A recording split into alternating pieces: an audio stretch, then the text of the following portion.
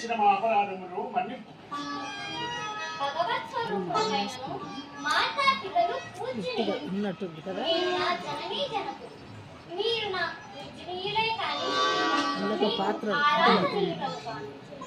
తల్లిదండ్రులారా